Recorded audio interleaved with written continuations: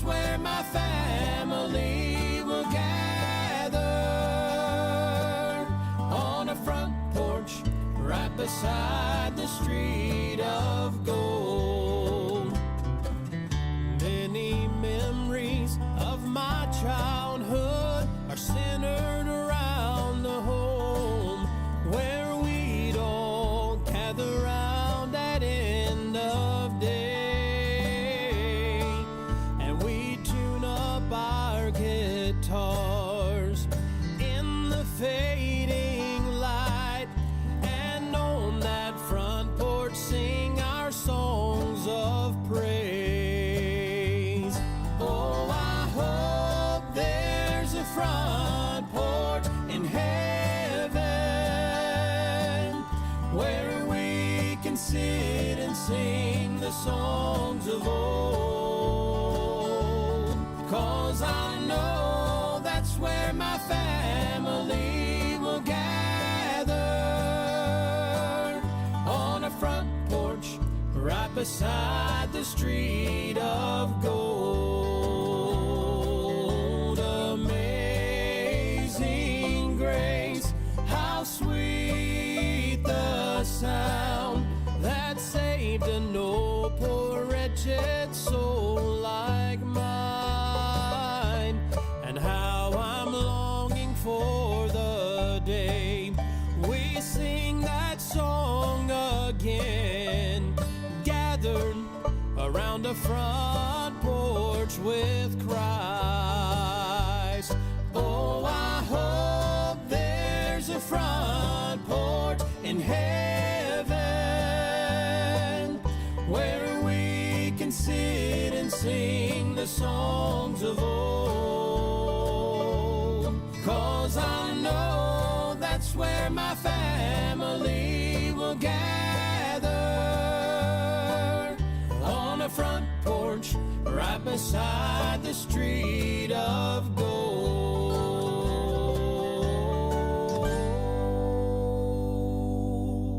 Thanks for listening to Independent Baptist Radio, a ministry of Calvary Baptist Church in Fayetteville, Tennessee.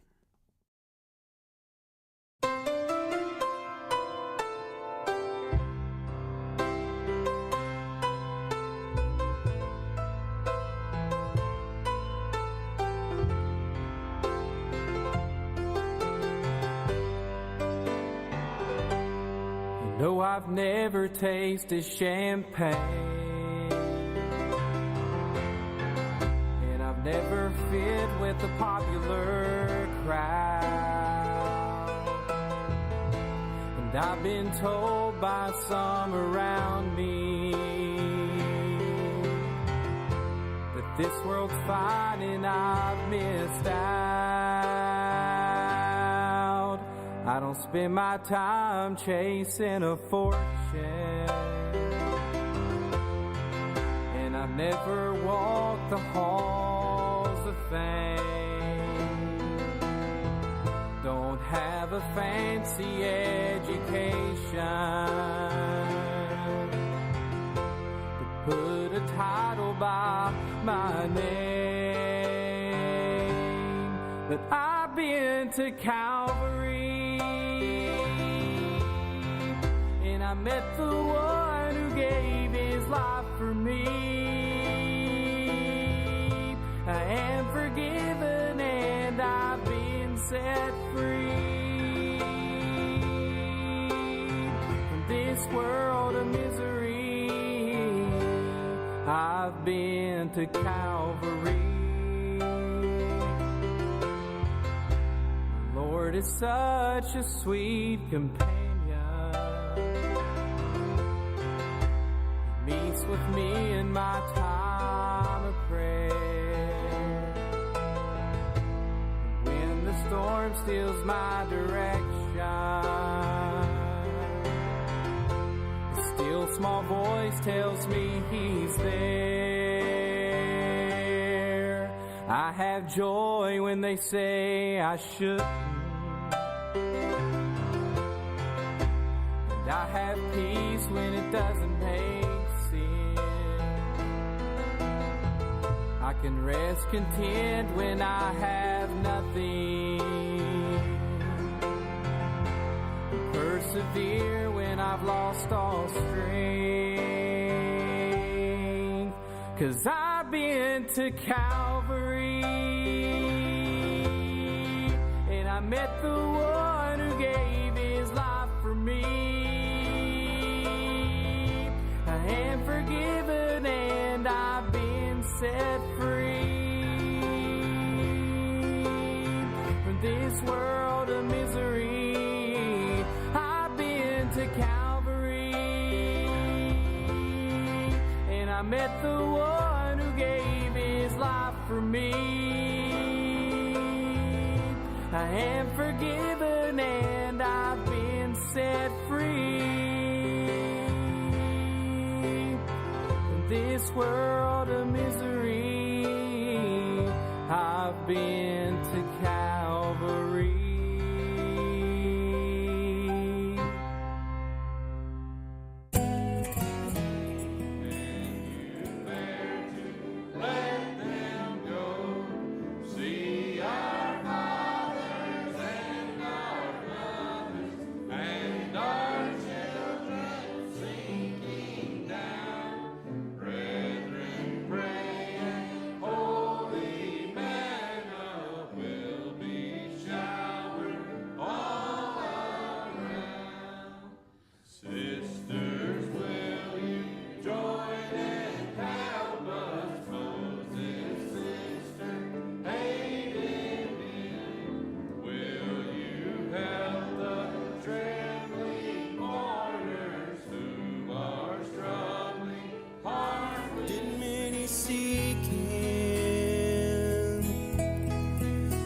Just a few. Was there rejoicing when they heard the news? Were they congregating around his home and anticipating he'd ascend the throne? Did those of his country rejoice in his fame the day that they crowned him? Did they shout his name? His mother laid him in a manger, wrapped in swaddling clothes. His foes laid him upon a cross and gambled for his role. His friends laid him in a garden tomb, but it was not his own. But his father laid him in Zion, a precious cornerstone.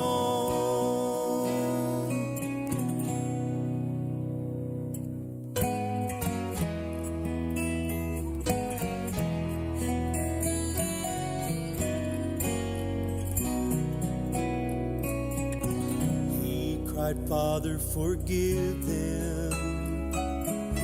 They don't know what they do. And it seemed that his father had forsaken him too. But his father was building a new work of his own, a building that started one precious stone. His mother laid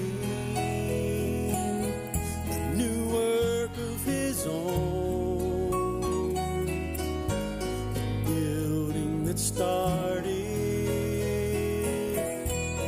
with one precious stone. His mother laid him in a manger, wrapped in swaddling clothes.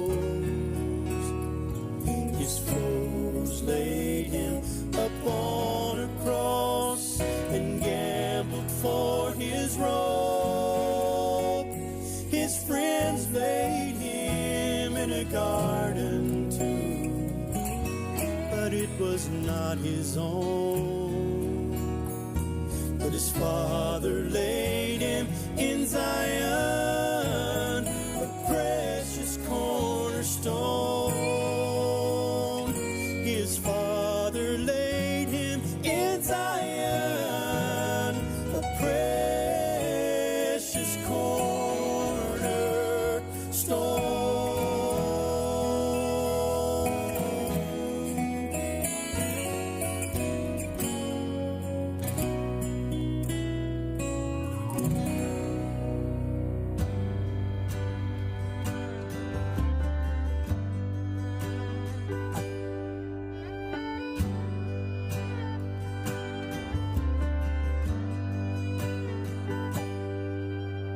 Traveling through Jerusalem, Simon of Cyrene came upon the crucifixion of the innocent Nazarene. Soldiers shouted orders that gave Simon's heart a chill. Then he took the cross from Jesus and carried it up the hill. Unexpected cross is always hard to bear.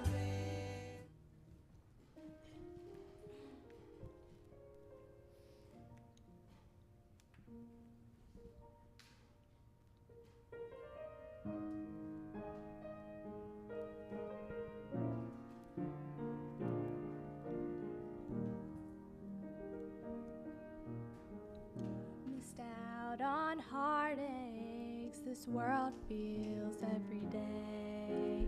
I missed out on a broken home that would steal my joy away. I've missed out on all the things they said I'd miss out on. Oh, but somehow I have a heart of peace when their good times are gone. 'Cause I've been sheltered by His grace, kept in a safe place, protected by the prayers of those who've always sought His face. In a world of shifting sand, I can hold on to their hand, for they've guided me in how to run this race. And as the years go on, I'm sheltered by His grace.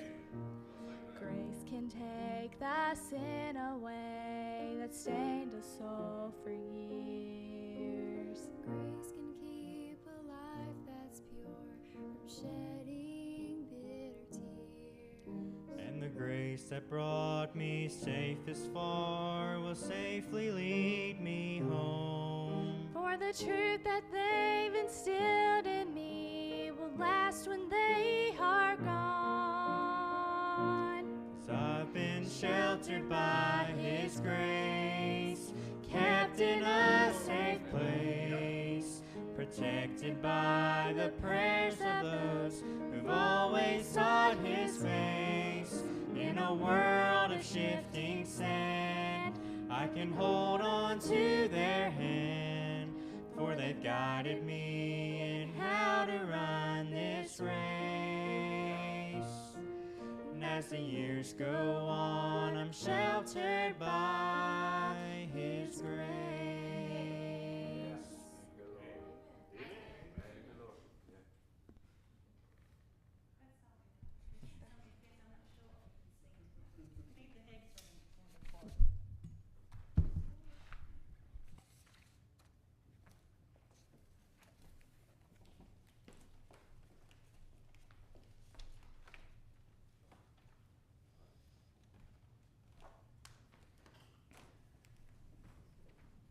Amen.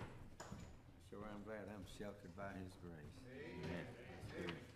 Enjoy that. Thank the Lord for our youth and our young people and our children that willing to get up and stand and sing for the Lord. It's good to be in church tonight. I appreciate this opportunity to be back in church and continue praying for all the prayer requests that Brother Drew and I was mentioned tonight. continue lifting them up in prayer. And like I said, it's good to be in church. Have a prayer letter from the Tobert family, one of our missionaries that we support. He's been by several times and prays for us. Good family.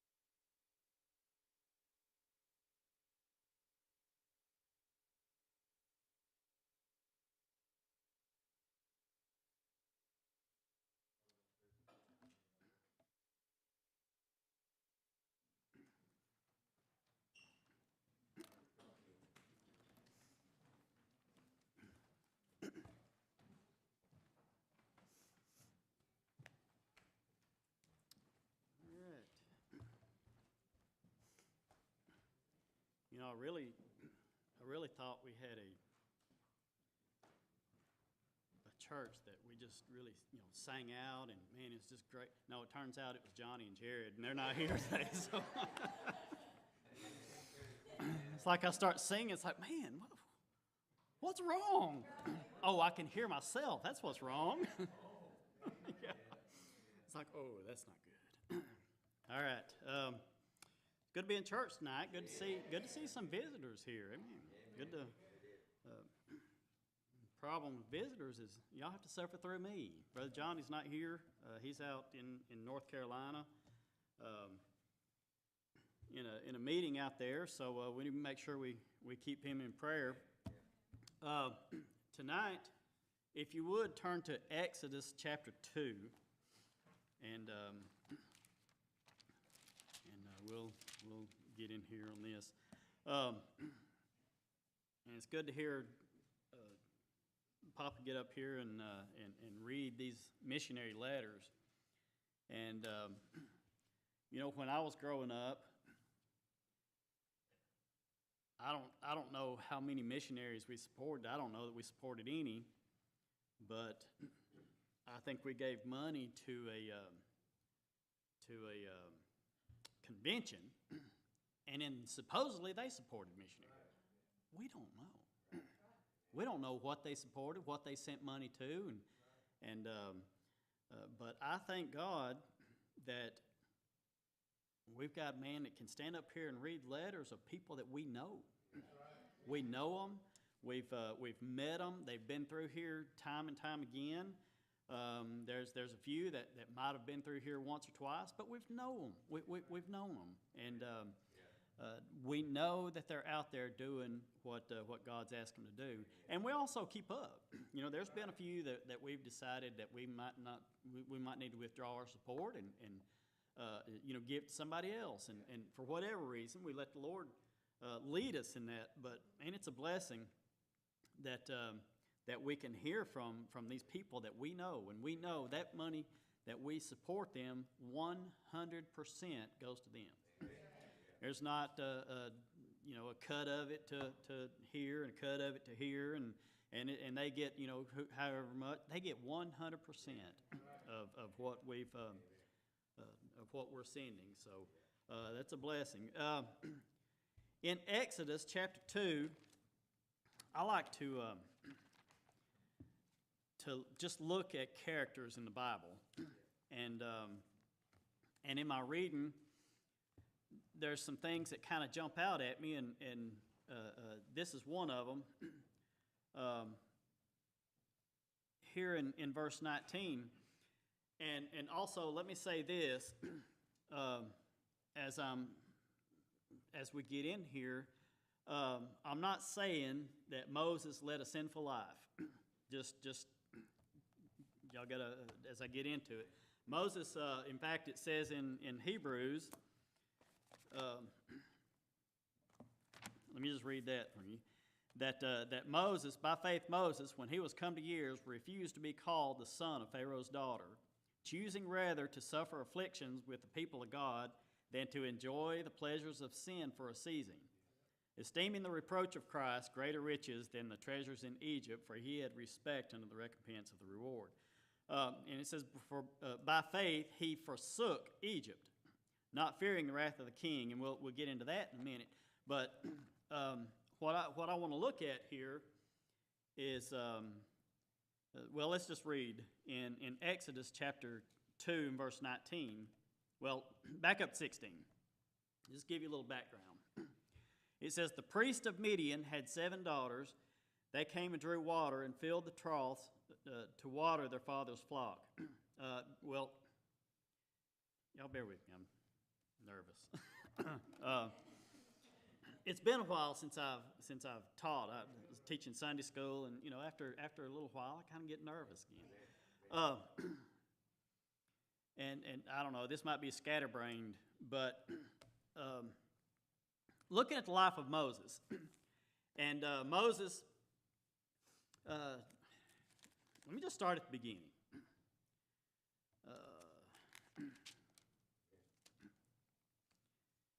In chapter 2, verse 2, it says, the woman conceived and bare a son, and when she saw him, that he was a goodly child, she hid him 3 months.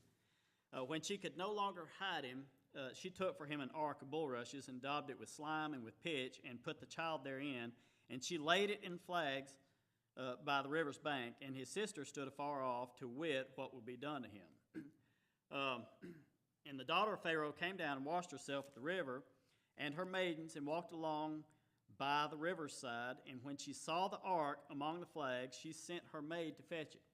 And when she had opened it, she saw the child, and behold, the babe wept, and she had compassion on him and said, this is one of the Hebrews' children.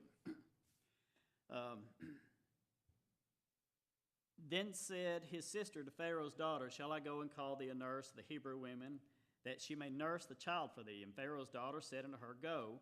And the maid went and called the child's mother. We can see the Lord working in this whole situation, because as far as the children of Israel being slaves here, the Pharaoh had put out a decree that all the males were to be killed, and that's why Moses' mother had hid him, and she couldn't hide him any longer, so she came up with a plan. I think it was a divine plan, and God put it in her heart, but she had this plan, and it just worked out. And you see through Moses' life how it worked out. It worked out exactly the way God wanted it to. But it says, Pharaoh's daughter said unto her, go, in verse 8. Verse 9 says, Pharaoh's daughter said unto her, take this child away and nurse it for me, and I will give thee thy wages. And the woman took the child and nursed it. And the child grew, and she brought him unto Pharaoh's daughter, and he became her son, and she called his name Moses. And she said, because I drew him out of the water. Now, as we see this, Moses grew up in Pharaoh's daughter's house. But in verse 11 it says, it came to pass in those days when Moses was grown, he went out unto his brethren and looked on their burdens. And he spied an Egyptian smiting an Hebrew, one of his brethren. And he looked this way and that, and when he saw that there was no man, he slew the Egyptian and hid him in the sand. I can just picture him. There's been times in my life where I've had to,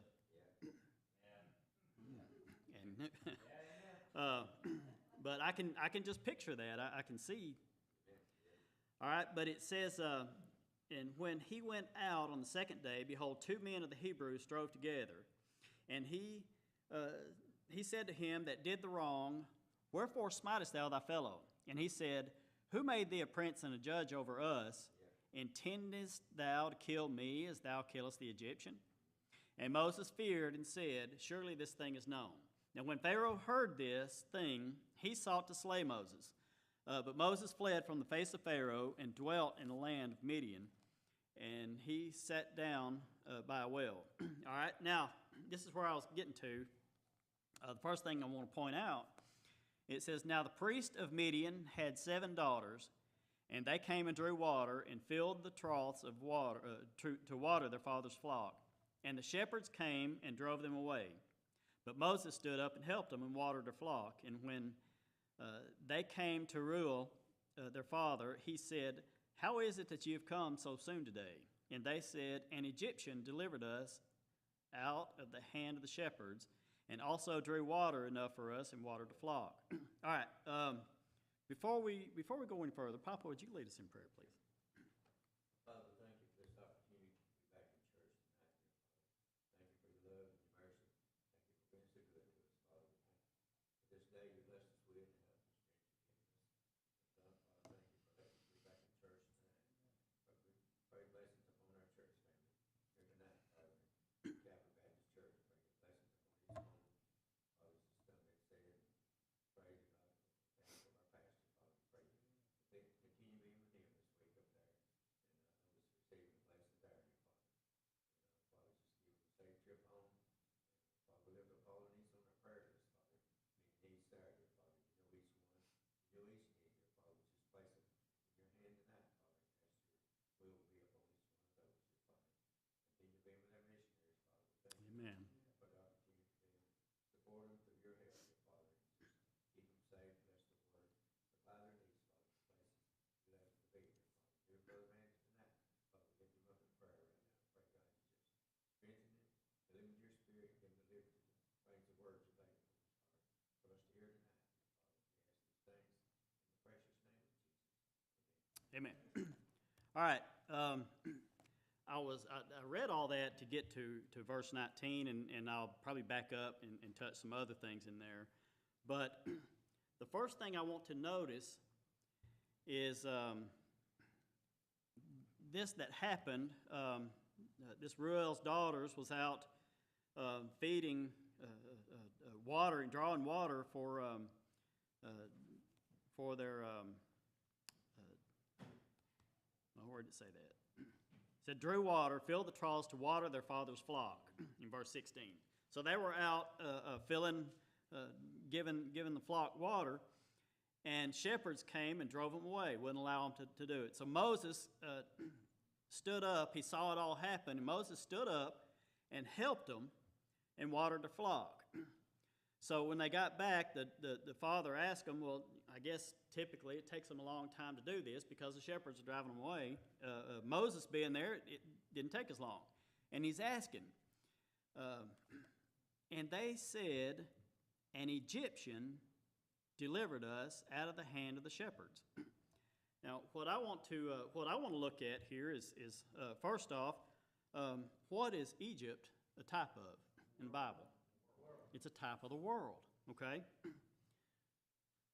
It didn't say a Hebrew delivered us out of the hand. Moses was a Hebrew. He was an Israelite. He was a Hebrew. But it says an Egyptian delivered us out of the hand. Now, I don't think Moses would have told him that maybe I'm reading between the lines, I don't know, but I don't think Moses would have told him that he's an Egyptian. They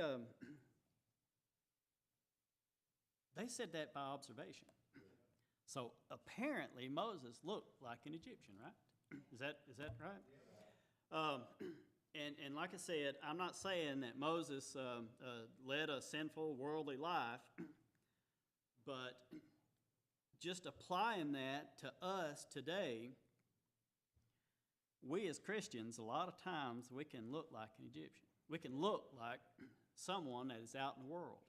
And when I say being part of the world, I'm talking about the secular life, the pleasures in it and interest in the secular world, carnal state or corruption of the earth. In Galatians 1:4, it talks about the present evil world. That's what I'm talking about. In Ephesians 2, chapter 2, it talks about us walking the course of this world in time past, and we had no other option. Before we were saved, we walked according to the course of this world.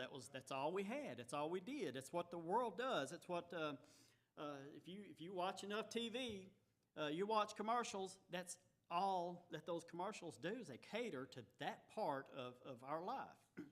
It caters to the world.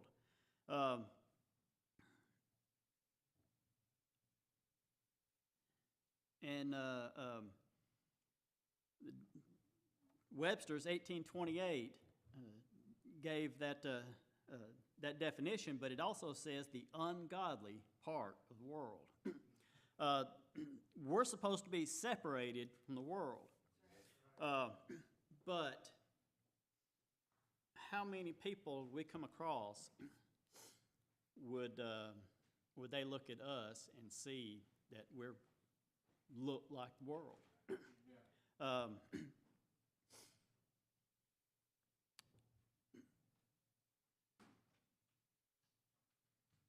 We can't always help what others think about us because of our past. And you know, we've lived a life out in the world at times, and I know that. There was time that I was lost. There was times that you know, I got saved, you know, at an early age, but there was time that I lived out there, even saved. There was times that I lived out in the world and you know, looking around, see if anybody's looking, and I'm going to do, you know, whatever. You know, when I was in high school, it would be lighting up a cigarette. But there's a lot of time that we have spent out in the world, even as saved people in church. There's times that we spend out in the world, and sometimes those marks of the world get put upon us. Sometimes, even when we get right with God, we get saved. There's times, there's things that we picked up out in the world that we just have. People are going to see that, and it's just part of us. We can't always help what others think about us because of our past, but we can change what they see in our actions now. You know, there's a lot of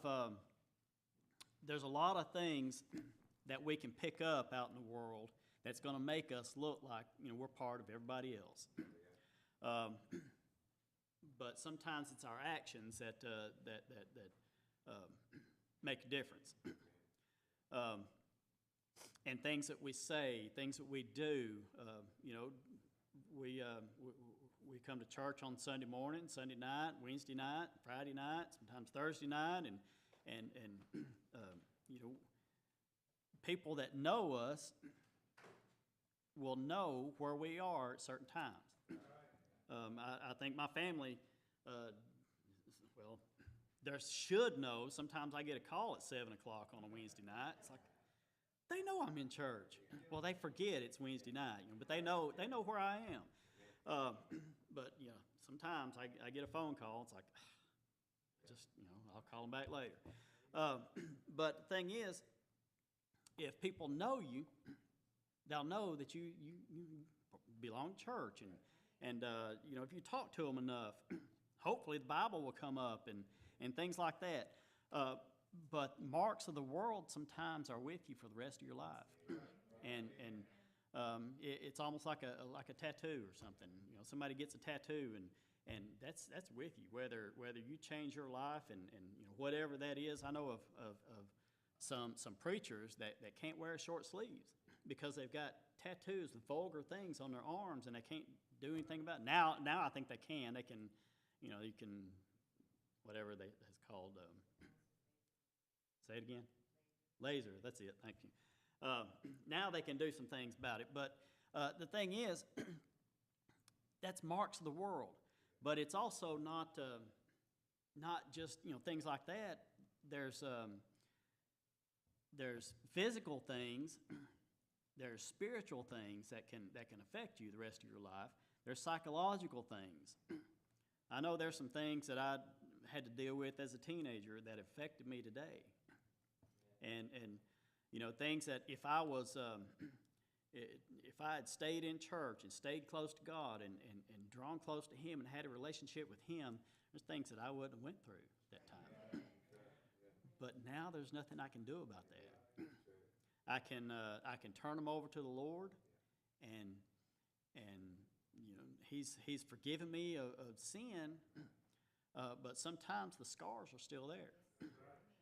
And that's kind of what I'm getting at is when they looked out, and this man that was helping them, I don't know if he had was he wearing jewelry? Like I don't know all that, but for some reason or another, they thought he was an Egyptian. So he obviously looked like an Egyptian. Now Moses has an excuse. Moses grew up in the household of Egyptian, in the Egypt household. So he had an excuse there. But he was born there, he was raised there, but as we see here in a little bit, his heart wasn't in Egypt. Sometimes we are part of this world. We have to be part. We have to work. We have to go to Walmart. We have to be part of this world in a sense, but we don't have to be in the world. We don't have to partake of it, and that's what Moses did. He was there in Egypt, but as we read there in Hebrews, that he didn't partake in the pleasures of sin. He didn't partake in that. So that's just one of the things that I noticed there. One day I was just reading, and I read that it's like an Egyptian. He must have looked like an Egyptian. Now there's things, like I said, there's things that we can, people can see in us. Somebody that works outside all day, every day is going to be tan. They can cover themselves up the best they can, but you're going to have a tan face, you're going to have a tan head, or whatever. Especially if you don't have hair. Then you wear a hat, and you get a tan spot right back here. My wife gets on to me because I stand up here, and she sees that big brown red spot back there in the back of my head. And all this is white, so. But, people are going to see that in their life, but sometimes there's nothing that they can do about it. That's just part of it. As far as Moses being looking like an Egyptian, we need to as best we can, we need to look like a Christian. And not be part of the world. But like I said, you've got some things in your past that there's nothing we can do about. But we can talk about it. We can show by our actions. So as I read that, you get there in Exodus chapter 2, and Moses had run from Egypt, went to Midian, and look in verse 20. It says, "He said unto his daughters, and where is he, and why is it that you have left this man? Call him, that he may eat bread. And Moses was content to dwell with the man, and he gave Moses Zipporah, his daughter. And she bare him a son, and he called his name Gershom. For he said, I have been a stranger in a strange land. And it came to pass in the process of time that the king of Egypt died, and the children of Israel sighed by reason of bondage, and they cried, and their cry came up to God by reason of the bondage. And God heard their groanings, and God remembered his covenant with Abraham, with Isaac, and with Jacob. And God looked upon the children of Israel, and God had respect unto them." Now we get into chapter 3, and it says, Moses kept the flock of Jethro, his father-in-law, the priest of Midian, and he led the flock to the backside of the desert, and came to the mountain of God, even to Horeb. And the angel of the Lord appeared unto him in a flame of fire out of the midst of a bush. And he looked, and behold, the bush burned with fire, and the bush was not consumed. And Moses said, I will now turn aside and see this great sight, while the bush is not burned. Now there's another one I can just, my mind's eye, I can see Moses sitting down, and all of a sudden this bush catches on fire, and it's not being consumed, and he can see it. It's like, boy, that's weird. I am going to turn, and I'm going to look. I can just see that how that came about.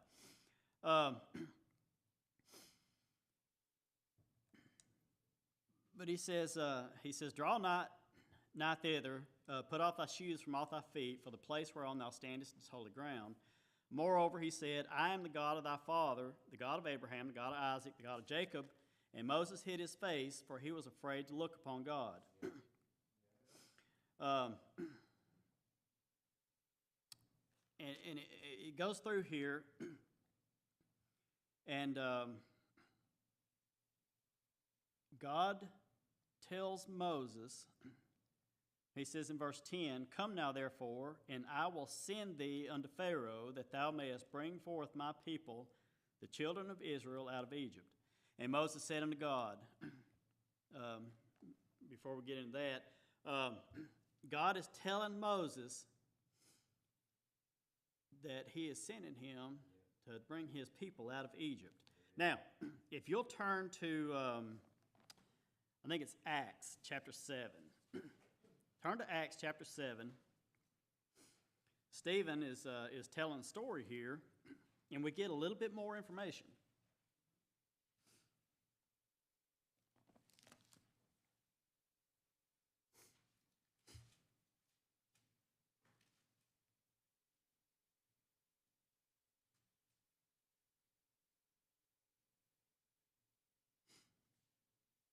In Acts chapter 7,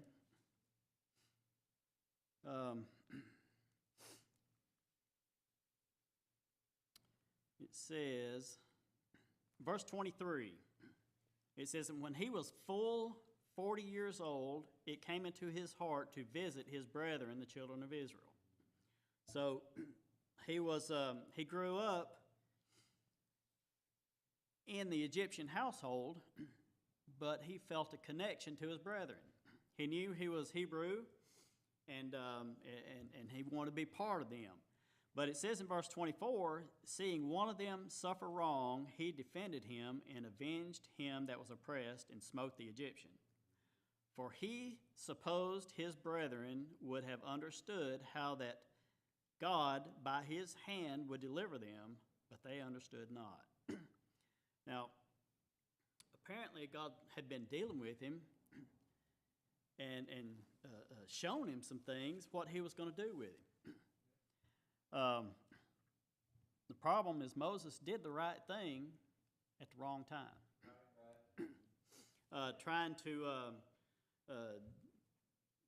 Trying to deliver his brethren, but he did it at the wrong time. He got out ahead of God.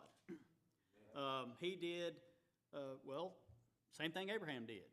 Abraham promised a child, and Abraham waited and waited and waited, and nothing's happened. And Abraham feels like he's getting old, and he decides to take things in his own hands and produces a child, and that's not what God wanted.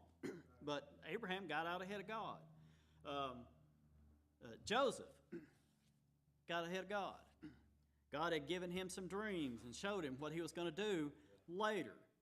But Joseph gave those dreams, told those dreams. I think it was something that was just for Joseph. And Joseph told those dreams. But anyway, it was something that was supposed to happen later. A lot of times we get impatient and we want God to work. We'll get things in our own hands. And that's what Moses did, was that he got ahead of God, thought that he was supposed to deliver the Israelites, the Hebrews, and just thought that they would follow him. But they rejected him. That's a type of Christ there.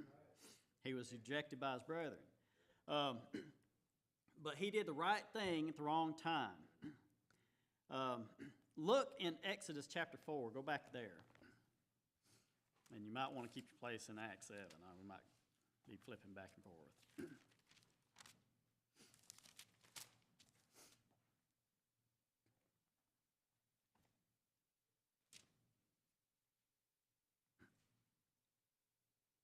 In Exodus chapter 4, in chapter 3, God had told Moses what he was going to do.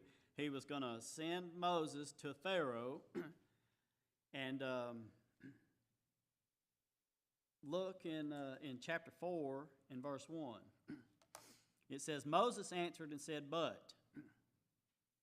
A lot of times when God speaks to us, we want to say, but. We want to put up some objections. God, I can't do that. Lord, I can't. No, there's no way I can do that. I can't get up here and stand up here. Well, I can't, but I try. So,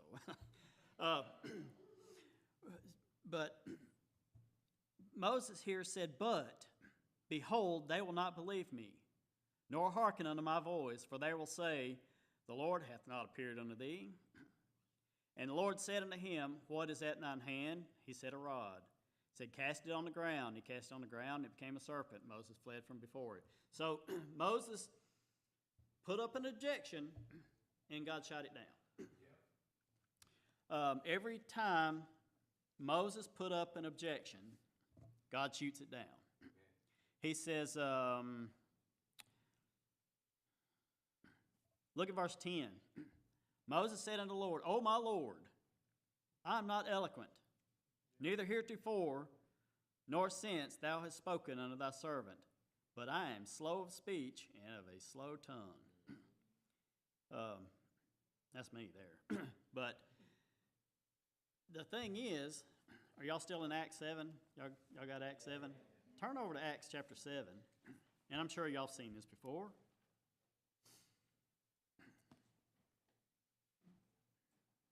Look in Acts 7, look in verse 22. Moses was learned in all the wisdom of the Egyptians and was mighty in what? Words and deeds. I'm not an eloquent man. Here it says he was mighty in words. And if you follow along, when God says, I'll send Aaron, your brother, with you, and Aaron will speak for you. Well, the first time that Moses and Aaron go in to see Pharaoh, it says Moses and Aaron spoke, or Moses and Aaron, Moses and Aaron. The second time, it doesn't say anything about Aaron. And the point that I'm making here, all right, you still got Exodus chapter 2? Turn back a couple pages. Exodus chapter 2.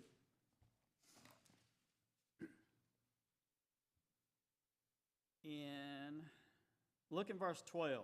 And we read that earlier, but we're going to read it again. It says, look in verse 11. It came to pass in those days when Moses was grown that he went out unto his brethren and looked on their burdens, and he spied an Egyptian smiting Hebrew, one of his brethren. Now, based on Acts chapter 7, there was something that Moses was thinking. He's thinking, I've got to lead these people out. I've got to be a leader to these people. So what does he do? He looks this way, that way. When he saw there was no man, he slew the Egyptian and hid him in the sand. Now, I said earlier that he did the right thing at the wrong time. I don't know about killing somebody is the right thing. That's not what I'm saying. But as far as him trying to lead the children of Israel out, that's the right thing. It was at the wrong time. Now, the thing is, he was ready to do it. He was ready to jump up and go. God didn't say, as far as I know, God didn't say, I'll be with you. I'll send, Aaron, your brother, to help you, like he did there in Exodus chapter 4. But, man, he was gung-ho. He was ready to go. He was jumping in, both feet wide open, ready to go. But something happened. He slew this Egyptian. The next day, the two men that strove together said to him that did the wrong, wherefore smitest thou thy fellow? He said, who made thee prince and judge over us? Intendest thou to kill me as thou killest that Egyptian? Moses feared and said, surely this thing is known. Moses was afraid. So he took off. Now, the thing is it doesn't sound like the same man in Exodus chapter 4 as he was in Exodus chapter 2. Doesn't sound like the same guy. In Exodus chapter 2, man, he was ready to go. He was jumping. He was taking off. But in Exodus chapter 4, he was like, whoa, wait a minute. I can't do that. And I'm sure in Moses' mind, he said, I tried. I tried 40 years ago, and they rejected me. I can't do that again. The problem there, and I see it in a lot of teenagers, there's a lot of confidence. Might be a little ego in there. There may be a little pride in there. Maybe a little cockiness in there. God couldn't use that. It wasn't time. Moses had to learn some things, and it's a lot like David. David was anointed to be king, and it was 30 years later before he finally took the throne? How many? Yeah, something like that. Before he finally took the throne, it was because God had to put him out in the pasture with the sheep to teach him some things. Moses had to stay on the backside of the desert for a little while. It was 40 years. He had to learn some things. And we have to be patient. Moses kept giving excuses in Exodus chapter 4. Moses kept giving excuses of why he couldn't go. He kept putting up roadblocks, and God kept plowing over him. Moses said, I'm not an eloquent man. And it's funny how that rejection can do that to you. You get rejected like that, and you can lose your confidence. You can lose a lot of things.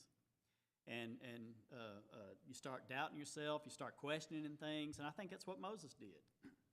God comes along, and he says, hey, I want you to do this. Moses said, I can't do it. I tried. They didn't want me. They rejected me. He kept giving excuses. He told God he was not an eloquent man, and we know that he was. Moses thought he was ready in Exodus chapter 2,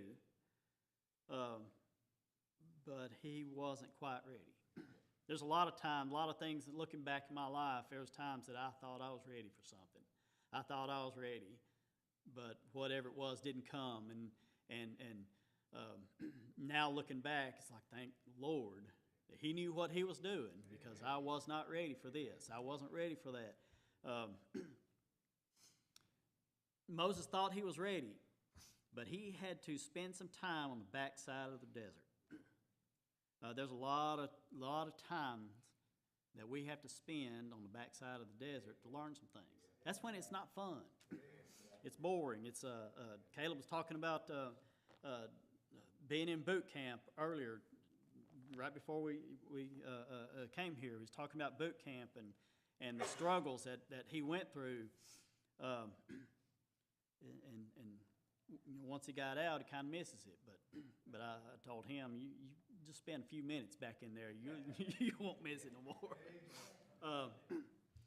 But had to learn some things. Had to struggle through some things. Had to grow. When he was ready, he didn't think he was.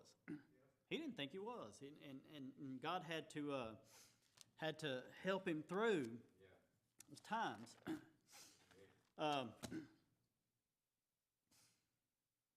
There's times, sometimes we've had God-given talents and abilities, but we lost the confidence to use them because we used them for the wrong purpose in the past. There's times in my past that I've used some of the things that God's given me, used it for the wrong reasons, and then you get hurt over something, and it's like, oh, okay, God, I don't want to do it no more.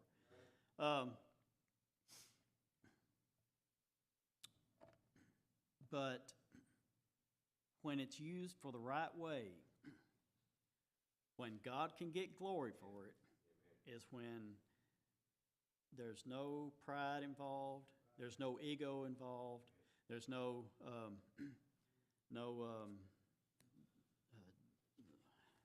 what was the word I was looking for? No cockiness. That's what I had. No pride, no ego. That's when God can use it. That's when God can use it. All right?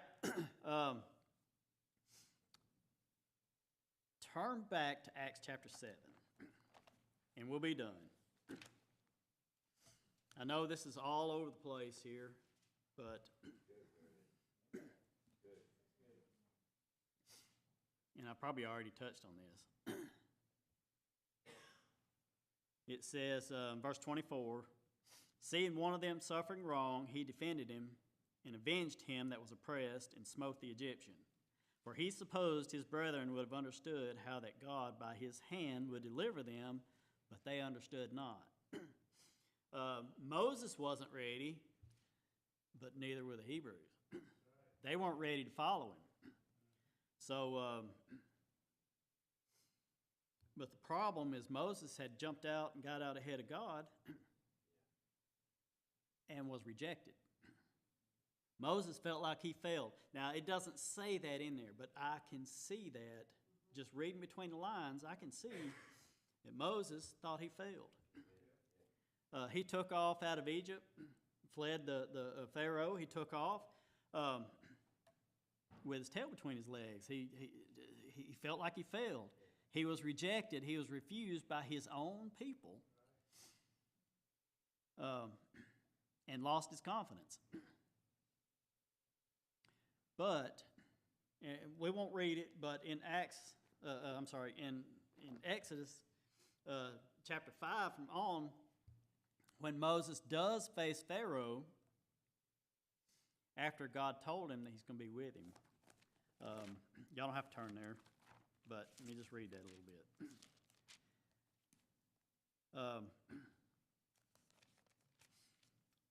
The Lord said,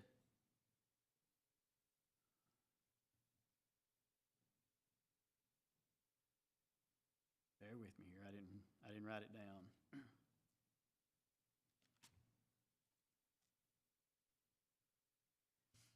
In verse 12, Exodus 4, chapter 12, he says, now therefore go, and I will be with thy mouth, and teach thee what thou shalt say. And he told him that he's going to be with him. The next time Moses faced Pharaoh, I realized he failed again. Pharaoh rejected him. He failed. But he didn't have the same outcome on Moses. And why is that? Because God was with him. The first time, he jumped out and tried to do it in his own strength, in his own way. The second time was the right one. This time, God was with him. He knew he was doing the right thing at the right time. He was refused. He was rejected by Pharaoh. And it says there in Hebrews chapter 11 that he forsook Egypt. Well, he really forsook Egypt twice. First time was when he was running because of the murder. The second time, he took children of Israel out of there and forsook. But I guess my point there is that if we're doing what God wants us to do, whether we succeed or fail in other people's eyes, we're still successful with Him. We do what God asks us to do, that's all we can do.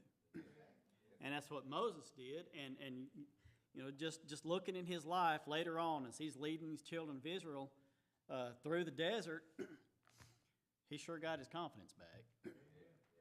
And God was with him. It said that Moses was a friend of God, and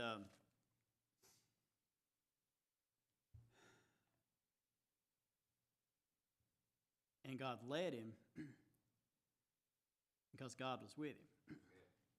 There's times in our life that we can jump out ahead of God and do things in our own strength, and we can fall flat on our face.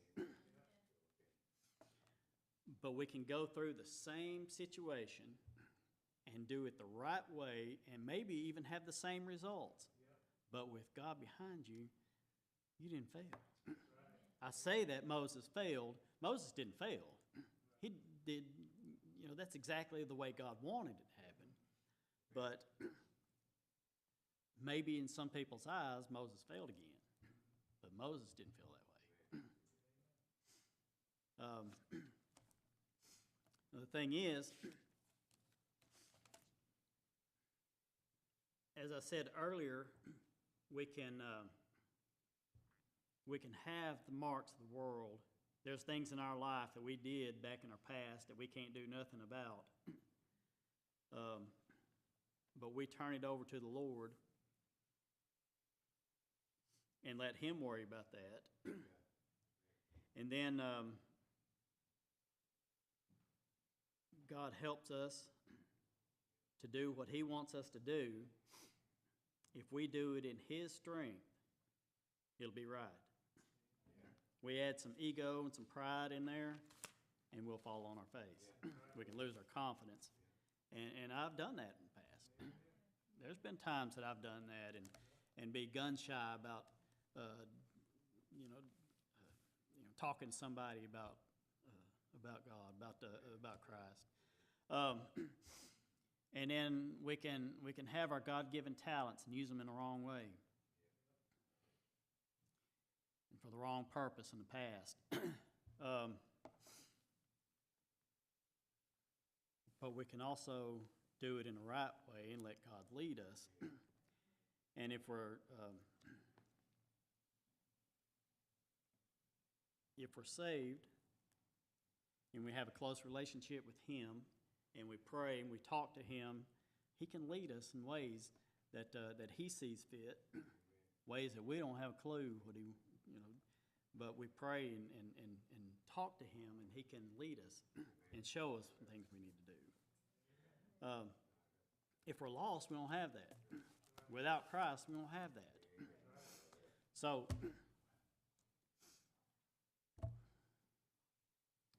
hopefully y'all got the point. That's all I got. Gives the orders, I will sacrifice my will. Take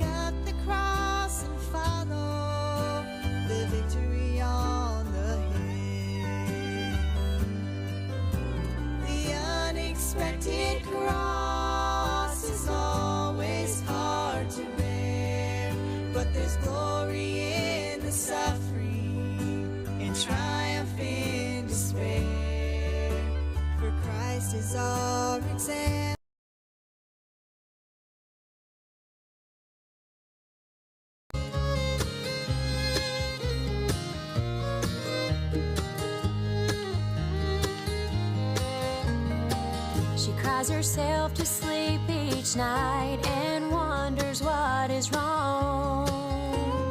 A woman who has prayed so hard shouldn't have to wait so long.